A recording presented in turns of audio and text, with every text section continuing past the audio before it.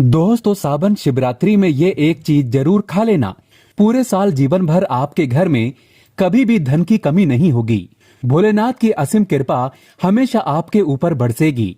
दोस्तों, सावन शिवरात्रि तिथि इस बार सावन शिवरात्रि 26 जुलाई 2022 मंगलवार को मनाई जाएगी। चतुर्दशी तिथि की शुरुआत 26 जुलाई दिन मंगलवार शाम 6:46 से होगी। चतुर्दशी तिथि का समापन 27 जुलाई दिन बुधवार रात 9:11 पर होगा। दोस्तों, एक बार सच्चे दिल से भगवान शिव का जयकारा जरूर लगाएं। ओम नमः शिवाय, जय माता पार्वती। हमारा चैनल जरूर सब्सक्राइब करें। तो चलिए जानते हैं। दोस्तों, नंबर 1, शास्त्रों में कहा गया है कि व्रतधारी को उधार मांगकर फल आदि नहीं खाना चाहिए। इससे पाप लगता है और व्रत अधूरा रह जाता है। सोमवार का व्रत हो या कोई भी व्रत क्यों न हो, पड़ोसियों से मांगकर भी व्रत आदि में फल वगैरह नहीं खाना चाहिए। व्रत में उधार मांगकर खाने से व्यक्ति का व्रत झूठा हो जाता है। ईश्वर की शरण में आने पर व्यक्ति को झूठ नहीं बोलना चाहिए, कर्ज नहीं लेना चाहिए, चुगली आदि नहीं करना चाहिए, उधार मांगकर भी नहीं खाना चाहिए। अगर आपको कोई अपनी मर्जी से खाने के लिए व्रत में कुछ देता है तो उसे आप खा सकते हैं, लेकिन व्रत में कम से कम उधार मांगकर फल आदि नहीं खाना चाहिए। इससे पाप लगता है और व्यक्ति की पवित्रता भंग हो जाती है। दोस्तों, नंबर 2, सोमवार का व्रत हो या सावन का व्रत, आपको नाशपाती नहीं खाना चाहिए। दरअसल इस फल का नाम नाश यानी नाश करने वाला होता है, इसीलिए इस फल को व्रत में नहीं खाना चाहिए।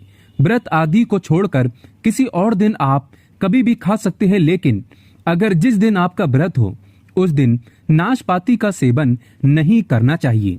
भगवान को भी नाशपाती नहीं चढ़ाना चाहिए।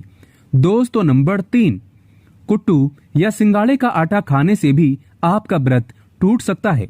आपको बता दें, लंबे समय से रखा हुआ आटा आपका व्रत भंग कर सकता है। दरअसल पुराने आटे में घुन आदि कीड़े वगैरह पड़ जाते हैं जो ठीक तरह से दिखाई भी नहीं देते। ऐसा आटा खाने पर दरअसल आप मांस का सेवन करते हैं और व्रत में कीड़े खाना घोर पाप के बराबर माना गया है और आपका व्रत भी भंग हो जाता है। व्रत में ताजी आटा खाना चाहिए।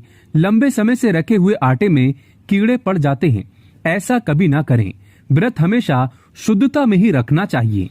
दोस्तों, कोई भी बड़ा छोटा त्योहार हो, कोई शुभ मंगल कार्य ही क्यों न हो, लेकिन एक तुलसी का पत्ता खाने से अत्यंत लाभकारी माना गया है।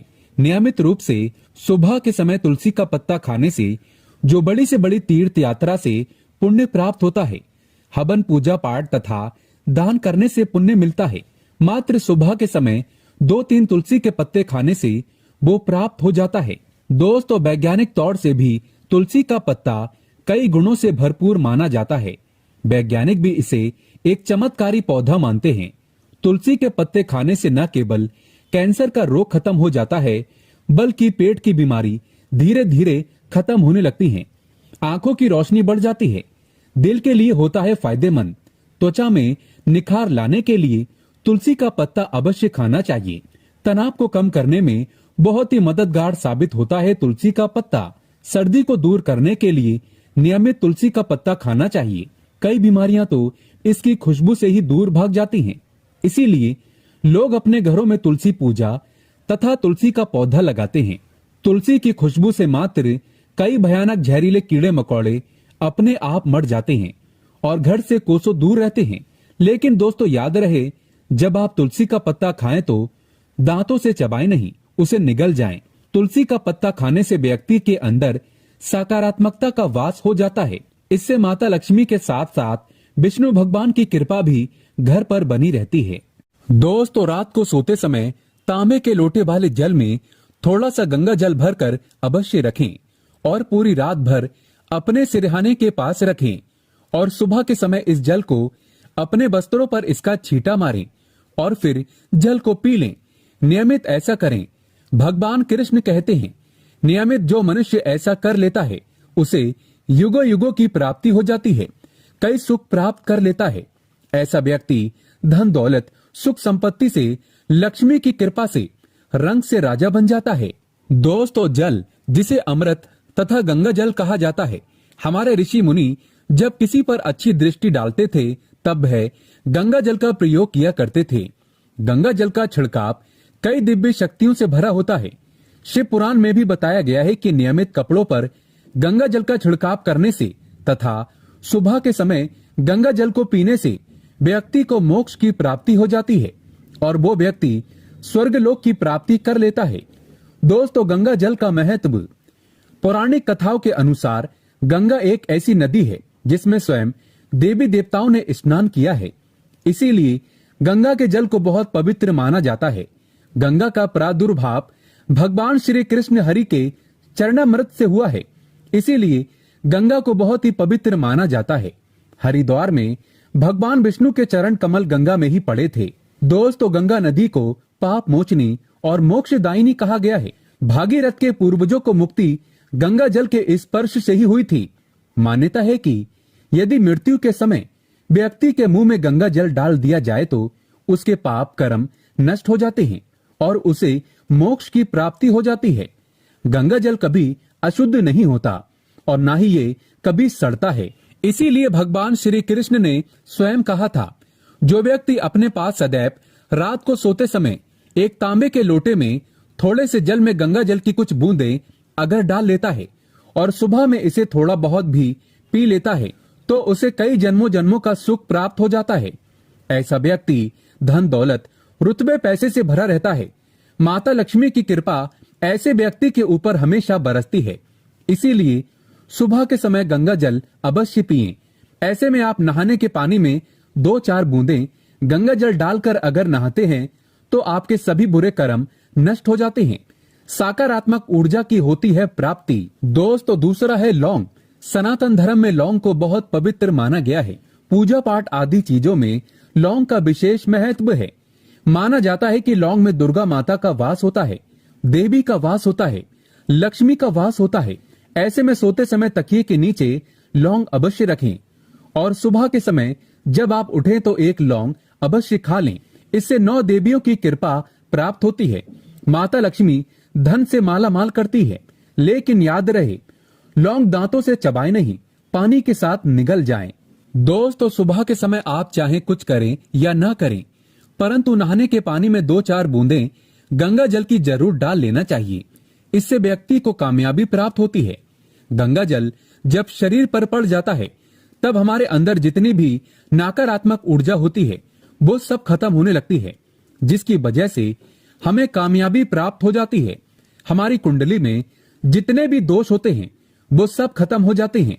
गंगा जल की कुछ बूंदें पानी में डालकर नहाने से जो लोग शनि से पीड़ित हैं, राहु केतु से पीड़ित हैं, वो सब तुरंत खत्म होने लगता है। एक श्लोक में शनिदेव ने स्वयं कहा था, जो मनुष्य मेरे क्रोध से अगर बचना चाहता है तो वो रोज नहाने के पानी में गंगा जल अवश्य डालकर स्नान करे। इससे उस व्यक्ति को शनि तथा राहु केतु के दुष्ट क्रोध का सामना नहीं करना पड़ता। शनिदेव प्रसन्न हो जाते हैं। इसीलिए हर पुस्तक में कहा जाता है कि गंगा जल सर्वोप्रिय है और अमृत है। इसीलिए अगर आपको जीवन में कुछ करना है तो नहाने के पानी में गंगा जल अवश्य डालें। दोस्तों, मैं भी अपने नहाने के पानी में 2-4 बूंदें गंगा जल की हमेशा डालता हूँ और मुझे इसका परिणाम हमेशा अच्छा मिलता है, क्योंकि गंगा जल एक चमत्कारी शक्ति का स्वरूप है। दोस्तों, चौथा है फूल का पत्ता। अगर आप चाहें तो जब आप घर से बाहर निकलें तो सुबह के समय भगवान के गले की माला में से या भगवान के चरणों में से एक पत्ता फूल का भगवान का आशीर्वाद समझकर अवश्य खा लें। इससे स्वयं आपको ईश्वर की कृपा प्राप्त होती है। आप जो भी काम करोगे वो संपूर्ण सफल हो जाएगा। साथ ही साथ जब आप घर से बाहर निकले तो सुबह के समय 2-4 दाने चावल के अवश्य खा लें। इससे माता लक्ष्मी की असीम कृपा प्राप्त हो जाती है। दोस्तों, आगे भगवान श्री कृष्ण कहते हैं, जब आप किसी अच्छे काम के लिए बाहर जाएं तो मीठा अवश्य खा लेना चाहिए। लेकिन याद रहे, सुबह के समय मीठा खाना सर्वोत्तम माना गया है। इससे आपके अच्छे रास्ते खुल जाते हैं और आप जो भी चाहोगे सब प्राप्त हो जाएगा। दोस्तों, आगे भगवान श्री कृष्ण कहते हैं, माथे पर चंदन का तिलक मनुष्य को विजय प्राप्त कराता है। इसीलिए माथे पर कोई भी तिलक अवश्य लगाना चाहिए, जो कि शास्त्रों में बताया जाता है। सुबह के समय माथे पर तिलक लगाकर जो भी व्यक्ति बाहर निकलता है उसके ऊपर सदैव ईश्वर की कृपा बनी रहती है और उसका कोई भी बाल बांका नहीं कर पाता। दोस्तों, माथे पर तिलक लगाने से काल भी आपका कुछ नहीं कर पाता। ऐसा व्यक्ति अकाल मृत्यु से बचा रहता है। दोस्तों, महादेव की कृपा पाने के लिए एक बार भगवान शिव का जयकारा अवश्य लगाएं। हर हर महादेव, ओम नमः शिवाय। एक लाइक तो बनता है।